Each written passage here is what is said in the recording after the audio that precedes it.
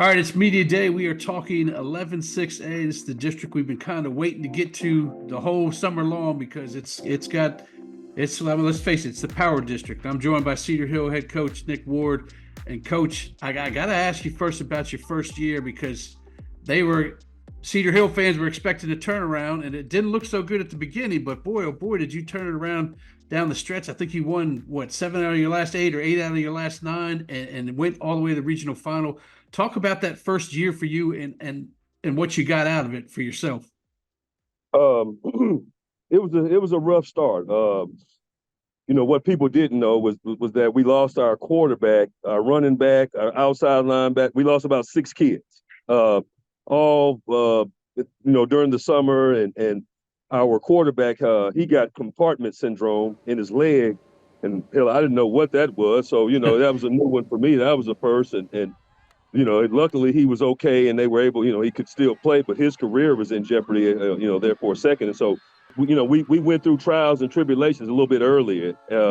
And so we had to find a way to manage, without some of our stars, and some kids had to step up. And, the game of football changes by the year. So, we went through it and we were able to pull ourselves out of it and become a stronger team towards the end. And when you play Duncanville and DeSoto, when you have them in your district and the way that they are playing these last, 4 or 5 years, that makes a difference once you get to the playoffs. And so they probably helped us more than any other team because, the level that they're playing at right now.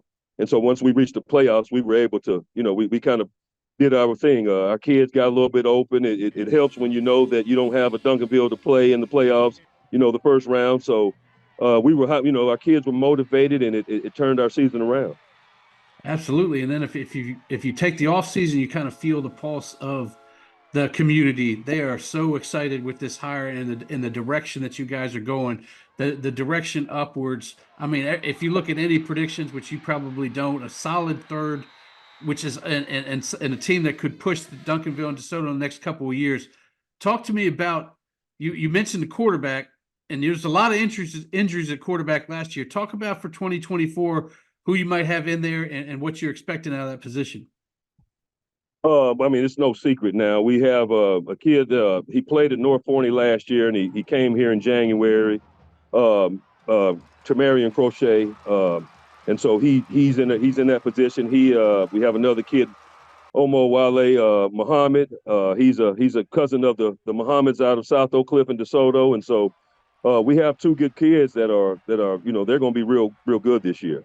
They work very hard. They do everything that they're supposed to do. They're good in the classroom, and so we're high on those 2 kids and their work ethic and how well they'll perform this year. We're kind of waiting, just like anybody else, to see. I think it's a bunch of teams in our district: DeSoto, Waxahachie. It's a bunch of them that have new quarterbacks, so it's a toss up. We're all waiting to see the same thing.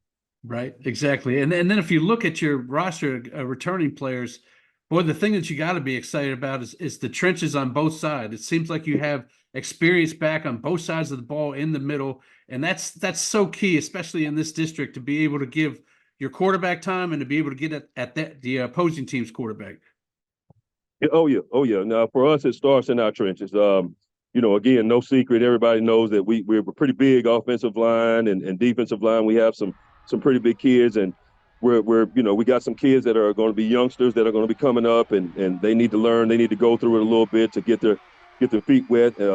So for us, it starts in the trenches. And we had a chance to kind of work on our skill this off season because our trenches are what we're what's going to make us good.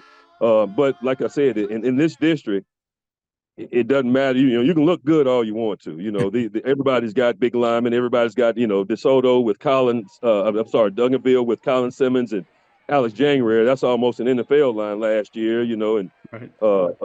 Ford and Waxahachie's got their kid that's a defensive tackle. He's one of the top defensive players in the country, I believe. And so, as good as it may look and good as it may sound, it's kind of everybody. Everybody kind of. We all have it in this district, and you need to have your trenches have to be good in this district to be able to win. Talk about a player that people might not know of at Cedar Hill, or that don't follow Cedar Hill as tightly as you and your coaches do, that may surprise people. Somebody that a younger player that you got your eye on that may do some things for you? And Marion Bagley, he's a receiver. He's about a 6'1" receiver. He's a young kid. He'll be a sophomore this year, and he's going to be big for us. He's already in the making. You know, he's going through the process in the summers and the off seasons, and so we expect him to make a lot of plays and do well. Braylon Caston is another one at receiver. We have another offensive lineman that'll step up, Braylon Johnson. And so we have that was with the freshman class that we just brought in last year. They had a lot of talent in that class, and that class is going to be big for us in the future. You take a look at 11-6A after realignment, and you lose the Mansfield teams, but boy, you bring in the two Mesquite teams, and then a team that kind of mirrored you guys last year. You know, they started off struggle and went all the way 4 rounds deep in Lancaster. Talk about the addition, especially of Lancaster, and the athletes they can kind of bring to this district. Well, I mean, if you look at Lancaster's, I think they have 5 Division I prospects of their own, and so they fit right on in with everybody else. And I think the big myth is, okay, well, DeSoto and Duncanville are going to finish 1 and 2, and Cedar Hill will be 3 or 4, and it's kind of, you can't really, put everybody and rank everybody just yet. Why? Because Lancaster's going to be good. Waxahachie beat us last year, put a nice little whooping on us last year, and so I think I was on a podcast when they said, well, you guys are going to finish in front of Waxahachie. And I said, well, that's almost impossible because they beat us 39-13 last year. Right. And so they should come in the season ranked higher than us. That's fair. And so it's too hard to rank everybody because everybody wants that number 1 spot. It's even though DeSoto and Duncanville these last 2 years have kind of stood out from everybody else, everybody's regrouping, rebuilding, reloading, whatever you want to say, and everybody's out for that number 1. So Waxahachie could be just as good as Duncanville, DeSoto, Lancaster, Skyline, even, what Coach Coleman is doing over at Skyline. People don't notice they got one of the top linebackers in the country, and so they're getting talent too. And so it's not really, naturally everyone will give Duncanville and DeSoto because they're the reigning, champs for the last 2 years. That is fair, but it's too hard to say who can be 3, 4, 5 or 2, 3, 4, whatever the numbers may be, because you just have so many good teams in the district now, Right. and I think people sleep on Waxahachie, Lancaster, and Skyline because, I've heard a lot of people say, well, Lancaster has to adjust to 6A. Well, they have a lot of great athletes to be able to make that adjustment. I'll tell you that. So it shouldn't be too hard. Waxahachie's always the top team. They lost a DC to Corsicana, but they've always been good defensively and offensively. And I think they just got a quarterback in, so you never know which way that'll go. And of course, Skyline, like I said, Coach Coleman, he's doing a hell of a job over there because he's bringing talent to that school, and he doesn't have a lot to choose from, especially with Rockwall not too far away, and Rockwall Heath, the Forney are now North Forney and Forney are blowing up, so that's killing a lot of his talent as well. But he's managing, so Right. I don't think that it's too hard to rank everybody right now because there are a lot of everybody's good. Right. Even Mesquite Horn. Coach Allen over there, he brought in the quarterback. So it's just so much talent in our district that, we can't. I would love for us to be able to, somebody rank us in the top 3. We definitely appreciate it, but we won't know until those, Friday night lights turn on and the ball gets kicked off. That's when we'll know. Right now, it's too many good teams in our district to be able to say who's going to finish number 1. And of course, now I'm talking of, DeSoto beat Duncanville last year and would technically finish number 1 in the state.